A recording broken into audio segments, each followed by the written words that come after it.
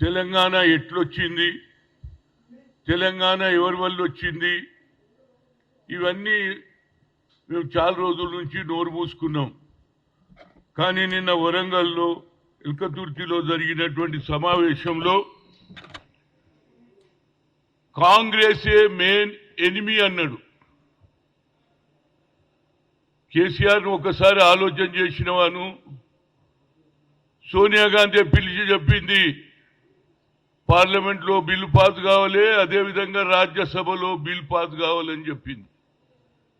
ఆ అమ్మకు తెలుసు ఎలక్షన్ రాకముందు ఆమె ప్రామిస్ చేసింది, we come to the power will conduct, ఏది తెలంగాణ ఆంధ్ర ఇష్యూలో మాట్లాడి తెలంగాణకు న్యాయం చేస్తాను, నో మోర్ క్యాజువాలిటీ అన్నది.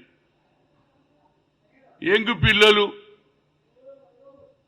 మన సెల్ఫ్ రెస్పెక్ట్తో బతకాలని, ఒకరి మీద మేము ఆధారపడి ఉండము, మా తెలంగాణలో మాకు న్యాయం జరగాలని 1969లో ఏది ఖమ్మం జిల్లాలో జరిగినటువంటి ఉద్యమం, యావత్ తెలంగాణలో ఈ ఉద్యమం మొదలైంది. ఆ సెంటిమెంట్ కొనసాగుతూనే ఉన్నది, ఎవడు ఆపలే. ప్రతి ఒక్కరు కూడా తెలంగాణ కావాలని ఆలోచన చేశారు. అప్పుడు ఆంధ్ర ఎంపీలు వాళ్ళ ఉన్నటువంటి అధికారాన్ని ఉపయోగించుకొని చాలా ట్రై చేశారు ఈ బిల్లు రావద్దని. కానీ సోనియా గాంధీ అన్నది, no, I have given a word, definitely నేను తెలంగాణ ఇచ్చి తీరుతా అన్నది. పార్లమెంట్లో బిల్లు పాస్ అయింది. ఆ తర్వాత రాజ్యసభకు వచ్చింది. రాజ్యసభలో నేను, ఆనంద్, అదేవిధంగా ఎంఏ ఖాన్ ఉన్నాం. వాళ్ళందరూ ఎట్టి పరిస్థితులలో Sushil Kumar Shinde being a home minister ఆయన కాగితాలు చింపాలని ప్రయత్నం చేసేటప్పుడు నేను గట్టిగా మందలిచ్చిన. దానికంటే ముందు నేను రెస్ట్ రూమ్ పోతుంటే కేశవరావు గారు అదేవిధంగా కేసీఆర్ ఇద్దరు పక్క పక్కకు హనుమంతనా ఎట్లనన్నా బిల్లు పాస్ కావాలంటే నేను అన్నా, మీరు చెప్పేదేంద్ర బాబు, మా అమ్మ చెప్పింది సోనియా గాంధీ బిల్ పాస్ చేసి తీరుతారన్నా. ఎట్టి పరిస్థితులలో వాళ్ళు అడ్డం పడ్డా బిల్ పాస్ అయింది.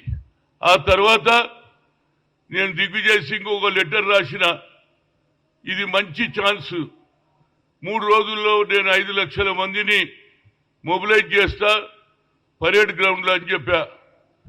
ఆ కాగితం తీసుకొని కొందరు ఈ మీటింగ్ వద్దు ఏమొద్దు అని చెప్పిండ్రు. నిజంగానే ఆ మీటింగ్ జరిగినుంటే కేసీఆర్ చేతిలో తెలంగాణ రాకపోతుండే. అదేవిధంగా వచ్చిన తర్వాత కేసీఆర్ ఎంటైర్ ఫ్యామిలీ, మన్మలు, మన్మరాన్లు, కొడుకు, బిడ్డలు అందరూ వచ్చి సోనియా గాంధీకి దండం పెట్టిండ్రు. అమ్మ, నీ వల్లనే వచ్చింది, నువ్వే మా అమ్మ అన్నారు.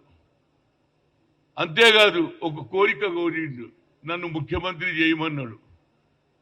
అప్పుడు సోనియా గాంధీ డెమోక్రటిక్ కదా, in-charge general secretary Digvijay Singh చెప్పడం జరిగింది, ఆయనను కలవమన్నాడు. ఇక ఆ తర్వాత లోపల ఏమైందో 2 రోజులు ఆయన వెయిట్ చేసి ఇక నేనే అన్నాడు, బయటికి వెళ్ళిండు. మొత్తం మీద సాధించిండు. ఈ 10 ఏళ్లలో ఆయన ఏమేం చేసిండో మీ అందరికీ తెలుసు. కొత్తది కాళేశ్వరం అన్నాడు, మేడిగడ్డ అన్నాడు, ఇవన్నీ చాలా చేశాడు. కానీ 7 ఏళ్ల తర్వాత వారికి ఒక ఆలోచన వచ్చింది, ఏది ప్రగతి భవన్ కట్టాలని, అదేవిధంగా సెక్రటరియట్ కట్టాలని. మంచి ఆలోచనని నేను ఆనాడు రేవంత్ రెడ్డి మేము అందరం పోయి ఎట్లా కడతారని గొడవ కూడా చేసినాం. అయినా కట్టిండు.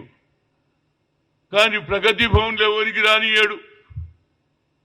ప్రజల గురించి కట్టినా అని చెప్పింది. ప్రగతి భవన్ ప్రజల పక్షాన ఉంటుందన్నాడు, ఎవరిని కలవనీయలే.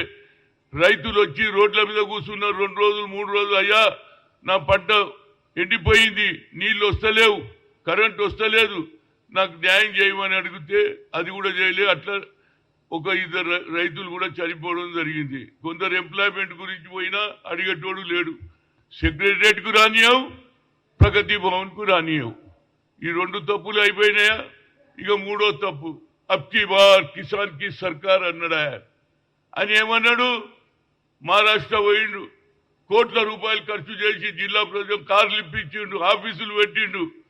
కానీ ఇక్కడ ఉన్నటువంటి పేదవాళ్ళు, రైతులు చనిపోతే ఒక్క పైసలే అదే పంజాబ్లో పోయి ఇచ్చిండు, అదేవిధంగా బీహార్లో పోయి ఇచ్చిండు. ఇది రెండో తప్పు.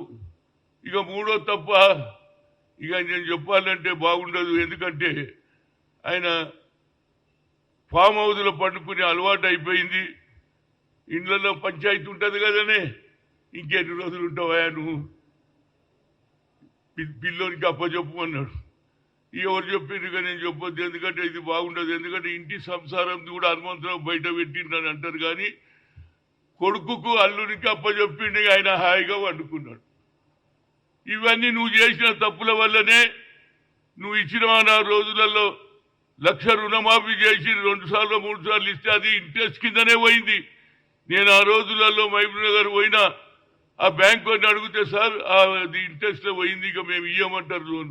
అట్లా రైతులు చాలా ఇబ్బంది పడ్డారు. ఇవన్నీ మనకు వచ్చినాయి.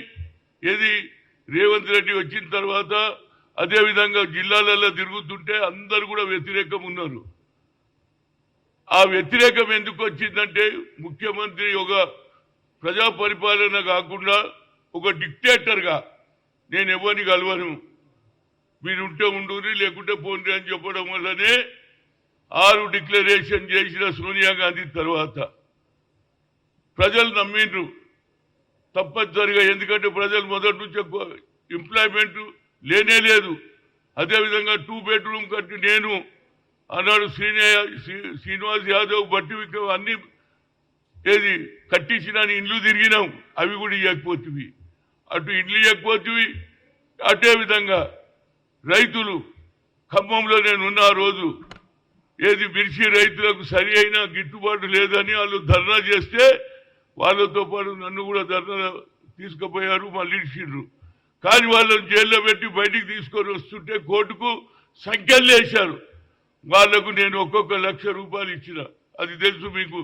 ఏది రాజీవ్ గాంధీ సంగారెడ్డిలో బహిరంగ సభ పెట్టినప్పుడు ఇది జగ్గారెడ్డే చేసిండు ఈ కార్యక్రమాన్ని. కోట్ల రూపాయలు ఖర్చు పెట్టిండంటే నువ్వెంత ఇచ్చినావని అడిగిండు.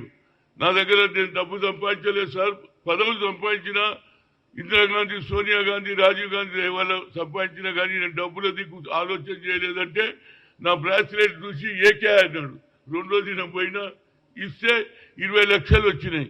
10 లక్షలు నేను ఖమ్మంలో ఇచ్చినా, 10 లక్షలు జగ్గారెడ్డి ఇచ్చిండు. ఈ విధంగా నువ్వు చేసిన తప్పు కాకుండా మళ్ళీ మీదికెళ్ళి ఎనిమి అంటే నువ్వేమన్నావు గజ్వెల్లా, నరేంద్ర మోడీ मुझे कुछ नहीं चाहिए, आपके दिल में जगह चाहिए. ఇవాళ ఏమంటున్నావు? ఒక్క మాట మాట్లాడినావా నరేంద్ర మోడీ వ్యతిరేకంగా? కాంగ్రెస్ ఎనిమియా? సోనియా గాంధీకి ఏమన్నావు? మేడం నువ్వు ఏ దినమైతే తెలంగాణ ఇస్తావో నీ కాళ్ళు కడిగి నెత్తి మీద వేసుకుంటాను. ఆనాడు నువ్వు కేంద్రంలో మంత్రి ఉంటివి, ట్రాన్స్పోర్ట్ మినిస్టర్ ఇచ్చిండ్రు నీకు. కానీ డిఎంకే వాళ్ళు మాకు ఇదే కావాలని పట్టుబట్టిండ్రు. అప్పుడు ఈయన పోయిండు, అమ్మ నాకు ఇవన్నీ అవసరం లేదు, నాకు తెలంగాణ ఇస్తే చాలంటే ఆమె నిజంగానే ఓహో చాలా మంచి. అయినా నేను కాదు, ఒక హరిజను ముఖ్యమంత్రి అన్నాడు.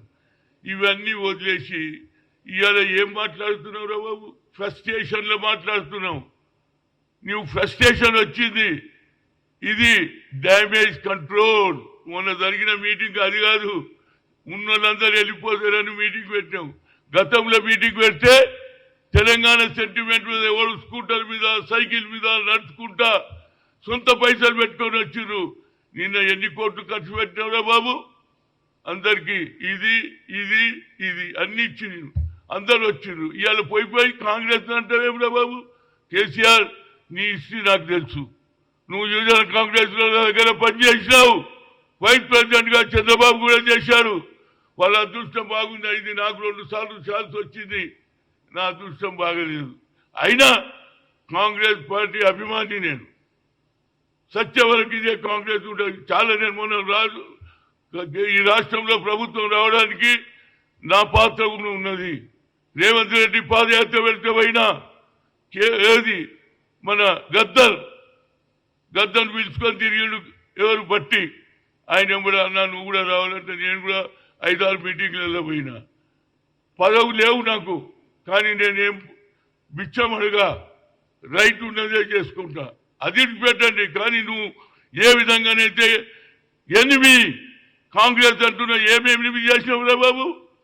ఏ 8 చేసినావు? తెలంగాణ ఇవ్వడం తప్ప